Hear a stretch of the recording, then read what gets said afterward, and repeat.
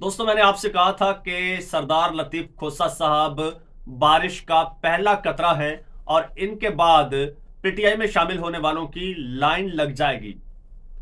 और दोस्तों, जो पीटीआई को छोड़ के गए थे, अब उन्होंने भी वापसी का सफर शुरू कर दिया है और उस्मान डार साहब बाज़ाब्ता तौर पर आज पीटीआई में वापस आ गए हैं। ना सिर्फ वापस आए हैं, बल्कि आते ही उन्होंने ऐसा खड़ाक कर दिया है कि नून लीग की सूलें हिलाकर रख दी हैं। एक बहुत बड़ा चैलेंज कर दिया है। ये आज की वीडियो में आपके साथ मैं तफसील के साथ शेयर करूंगा कि उस्मान डार साहब के अलावा और कौन कौन आने वाला है, ये भी आपको बताऊंगा। आज खबरें इंतहाई चौंका देने वाली है मेरे पास, जो आपके साथ शेयर करनी है। लेकिन उससे पहले नए आने वाले दोस्तों से गुजारिश है कि वो इस चैनल को सब्सक्राइब कर लें। दोस्तों, जो ही इलेक्शन अनाउंस हुआ है, इलेक्शन का शेड्यूल अनाउंस हुआ है, तो पहला लैंड किया है सरदार लतीफ खोसा साहब ने। पीटीआई में शामिल होने का बाज़ाब्ता तौर पर ऐलान किया, गले में मफलर डाला और अब उस्मान डार साहब भी वापस आ चुके हैं। उनके बारे में तो मैंने उसी दिन अपने वीलॉग में कह दिया था, जिस दिन उन्होंने वो कामरान शाहिद के वालिद की हवेली में वो भागते आए और आके जिस तरह से उन्होंने इंटरव्यू दिया और कहा कि 9 मई का वाकया, इमरान खान साहब ये हुआ वो हुआ, एक रटी रटाई कहानी सुना दी और बड़े नर्वस लग रहे थे।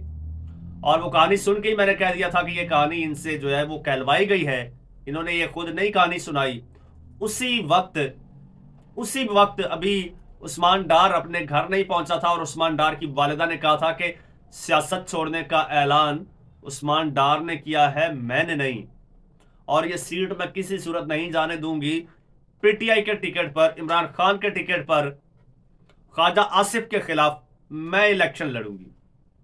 सियासत छोड़ने का ऐलान उस्मान डार ने किया है, मैंने नहीं। दोस्तों, ये बेसिकली एक स्ट्रेटेजी थी। उस्मान डार को अगवा किया गया, चंद रोज गायब रखा गया और प्रेशर डालकर पीटीआई छुड़वा दी गई उनसे। लेकिन उन्होंने वक्ती तौर पर पीटीआई छोड़ी थी। उन्होंने कहा, जी पीटीआई से उस्मान डार अलग हो जाएगा, लेकिन डार फैमिली अलग नहीं होगी। असल मकसद था वहां से ख्वाजा आसिफ का सफाया करना। सफाया तो 2018 में भी कर दिया गया था इसी उस्मान डार ने और बुरी तरह से हराया था। लेकिन फिर चूंकि ख्वाजा साहब के ताल्लुकात अंदर तक अच्छे थे, तो ख्वाजा साहब को वो सीट मिल गई बहरहाल। लेकिन अब यह तय किया जा चुका है कि इस बार किसी सूरत ख्वाजा आसिफ को वो सीट नहीं लेने देनी। अच्छा, तो उस्मान डार साहब बजाय बैकफुट पर थे, फ्रंट फुट पर अपनी वालिदा को किया उन्होंने, ताकि ये जो जितनी भी हालात की सख्तियां हैं इनसे बचा जा सके। लेकिन सख्तियों ने पीछा नहीं छोड़ा। अब फिर उनके घर पर क्रैकडाउन किया गया है।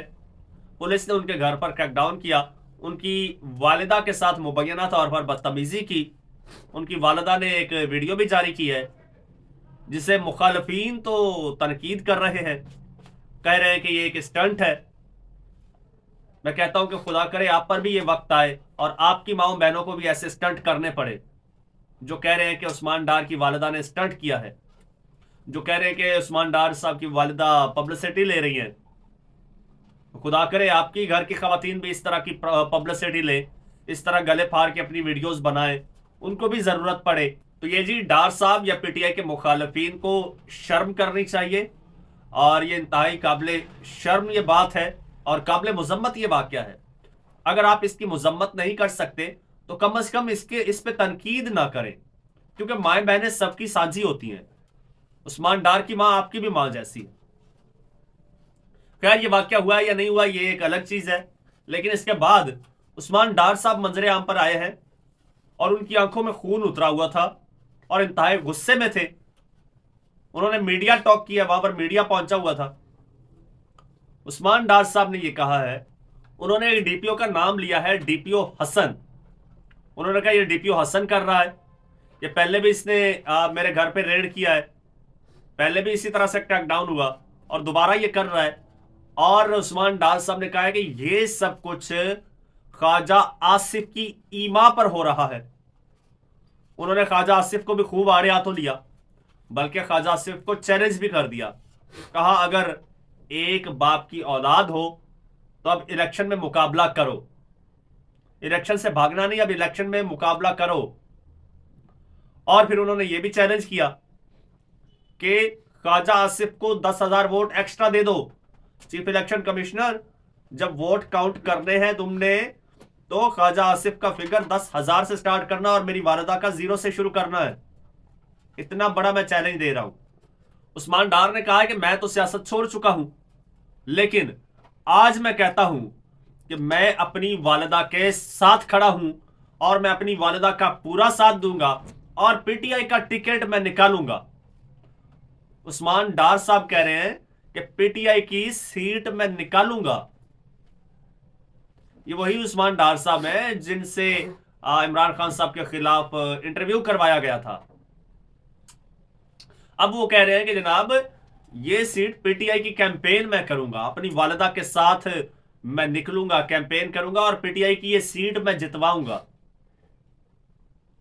और जो लोग समझ रहे थे कि अब पीटीआई सियालकोट से तो ख्वाजा साहब की सीट पक्की है, अब वो भूल जाए।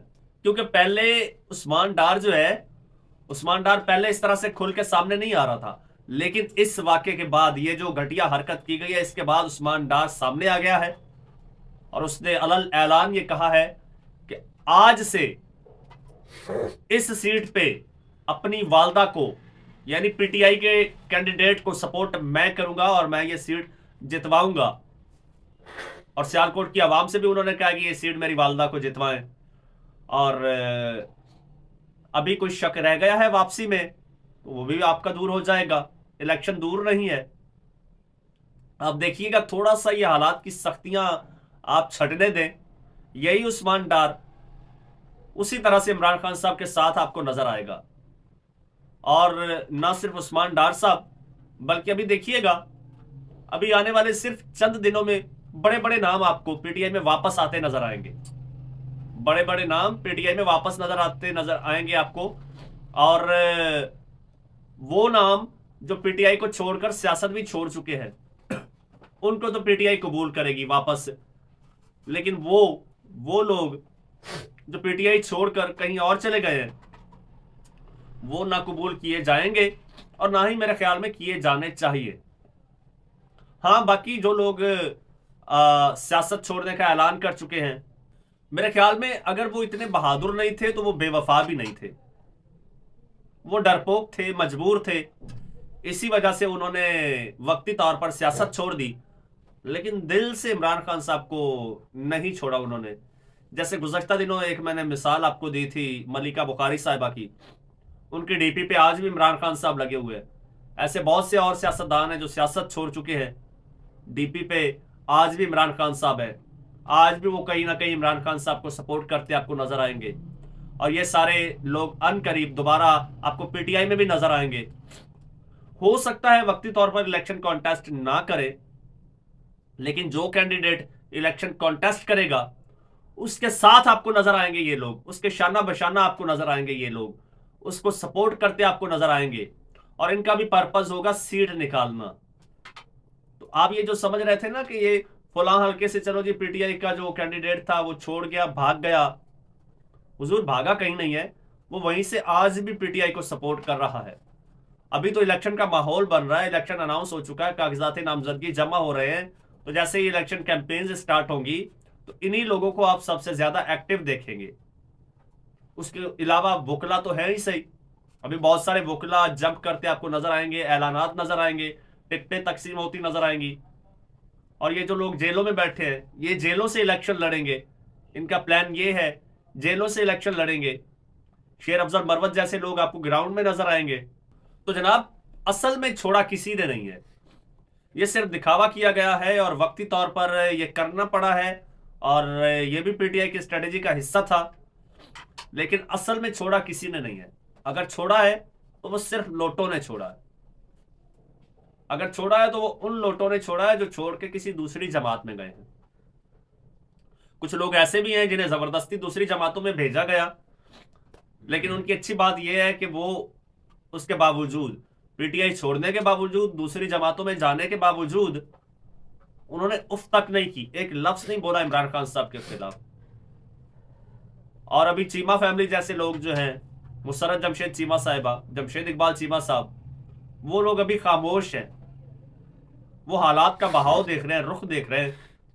ये लोग सारे आपको दोबारा वापस आते नजर आएंगे उसी जमात में, उसी पीटीआई में।